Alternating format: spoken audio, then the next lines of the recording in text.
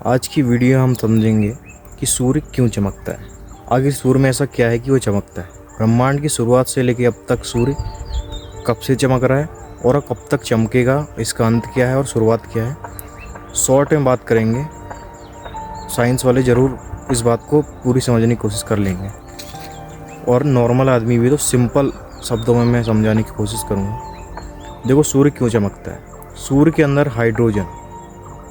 Hydrogen और hydrogen मिलकर nuclear fusion से जुड़कर हीलियम बनाते हैं।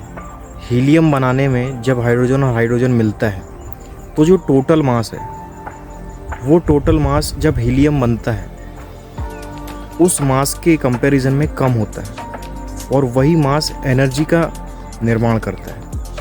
अब हाइड्रोजन आया कहाँ से सूर्य के अंदर, तो इसका कोरिलेशन कहाँ से है, बिग बैंग थ्योरी से, कि सबसे पहले ब्रह्मांड में कुछ नहीं था। ये तो एक थ्योरी है। और बिग बैंग के पहले क्या था, बिग बैंग के पहले क्या था, इस चीज़ को ना साइंस प्रूव कर पाई है ना किसी के पास कुछ है, लेकिन हम शुरुआत बिग बैंग से मानते हैं। तो बिग बैंग में ब्रह्मांड की सारी ऊर्जा, एनर्जी एक छोटे से बिंदु जैसा भी कहो उसके रूप में उपस्थित थी। तो वहीं से सारी एनर्जी निकली और वहीं से सारी विस्फोट के बाद गैसें निकली।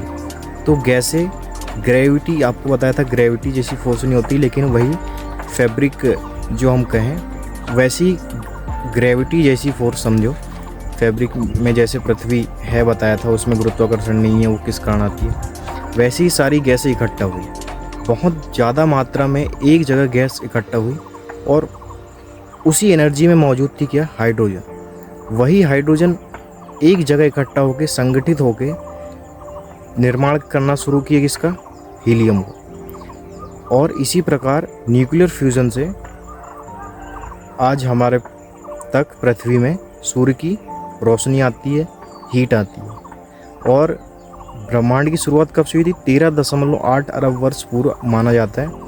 और यह भी माना जाता है कि लगभग 10 बिलियन वर्ष पहले से सूर्य चमक रहा है और अब यह और 5 बिलियन वर्ष तक ये चमकेगा। और इसका अंत क्या है सूर्य का, सूर्य का अंत माना जाता है कि एक रेड जाइंट के रूप में, मतलब लोहा गर्म करने के बाद लाल हो जाता है ना, उसके बाद धीरे धीरे ठंडा होता है, फिर वैसी रेड जाइंट के रूप में धीरे धीरे ठंडा होगा, उसके बाद एक सफ़ेद गोला बन जाएगा और यह और फैलेगा और बड़ा होगा।